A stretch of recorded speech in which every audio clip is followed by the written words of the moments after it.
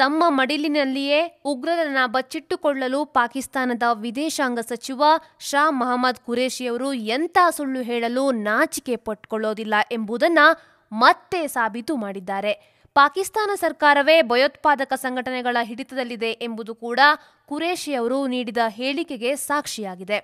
ನಮ್ಮ ದೇಶದಲ್ಲಿ ಉಗ್ರರಿಗೆ ಆಶ್ರಯ ತಾಣ ನೀಡುತ್ತಿಲ್ಲ ಹೇಳುತ್ತಲೇ ಪಾಕಿಸ್ತಾನ ಇಡೀ ವಿಶ್ವದ ದಿಕ್ಕು ತಪ್ಪಿಸುತ್ತಿರುವುದು ಸೂರ್ಯ ಚಂದ್ರರಷ್ಟೇ ನಿಜ. ಪುಲ್ವಾಮಾದಲ್ಲಿ ನಡೆದ ದಾಳಿಯ ಹಿಂದೆ ಜೈಷ್ ಎ ಮೊಹಮ್ಮದ್ ಸಂಘಟನೆಯ ಕೈವಾಡ ಇಲ್ಲವೇ ಇಲ್ಲ. ಈ ಸಂಘಟನೆ ಪುಲ್ವಾಮಾ ದಾಳಿಯ ಹೊಣೆಯನ್ನ ಆ ದಾಳಿಯ ಹಿಂದೆ ಜೈಷ್ ಕೈವಾಡವಿದೆ ಎಂಬ ಗೊಂದಲ ಸೃಷ್ಟಿಸಲಾಗಿದೆ ಎಂದು ಬಿಬಿಸಿಗೆ ನೀಡಿರುವ ಸಂದರ್ಶನದಲ್ಲಿ ಖುರೇಷಿ ಹಸಿ ಸುಳ್ಳನ್ನ ಹೇಳಿದ್ದಾರೆ. ಜಮ್ಮು ಮತ್ತು ಕಾಶ್ಮೀರದ ಪುಲ್ವಾಮಾದಲ್ಲಿ ಫೆಬ್ರವರಿ 14ರಂದು 100 ಕೆಜಿಯಷ್ಟು ಸುಧಾರಿತ ಸ್ಫೋಟಕಗಳನ್ನು ತುಂಬಿದ್ದ ಮಾರುತಿ ಇಕೋ ವಾಹನವನ್ನ ಸಿಆರ್ಪಿಎಫ್ ಜವಾನರಿದ್ದ ಬಸ್ಸಿಗೆ ನುಗ್ಗಿಸಿ ಅದಿಲ್ ಎಂಬಾತ ಭಯಾನಕ ಕೃತ್ಯವನ್ನ ಎಸಗಿದ್ದ.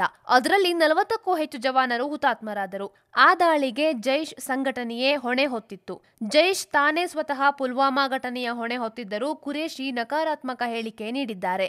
ಜೈಷ್ ಎ ಮೊಹಮ್ಮದ್ ಸಂಘಟನೆ ಪಾಕಿಸ್ತಾನದಲ್ಲಿಯೇ ಇದೆ ಎಂದು ಒಪ್ಪಿಕೊಂಡ ಮರುದಿನವೇ ಪುಲ್ವಾಮಾ ದಾಳಿಗೂ ಜೈಷ್ ಎ ಮೊಹಮ್ಮದ್ ಸಂಘಟನೆಗೂ ಸಂಬಂಧವೇ ಇಲ್ಲ ಎಂದು ಹೇಳಿದ್ದಾರೆ ಖುರೇಷಿ.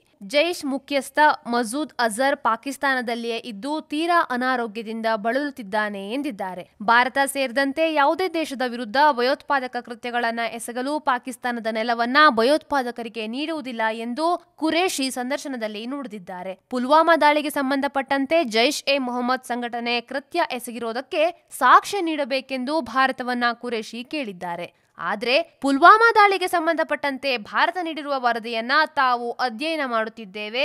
ಈ ನಿಟ್ಟಿನಲ್ಲಿ ಪಾಕಿಸ್ತಾನದೊಡನೆ ಭಾರತ ಮಾತುಕತೆಗೆ ಸಿದ್ಧವಿದ್ದರೆ ಮಾತನಾಡಲು ನಾವು ಸಿದ್ಧ ಎಂದಿರುವ ಅವರು ಗಡಿ ನಿಯಂತ್ರಣ ರೇಖೆಯ ಬಳಿ ಭಾರತ ಫೆಬ್ರವರಿ 26ರಂದು ನಡೆಸಿದ ವೈಮಾನಿಕ ದಾಳಿಯನ್ನ ಕೂಡ ಖಂಡಿಸಿದ್ದಾರೆ.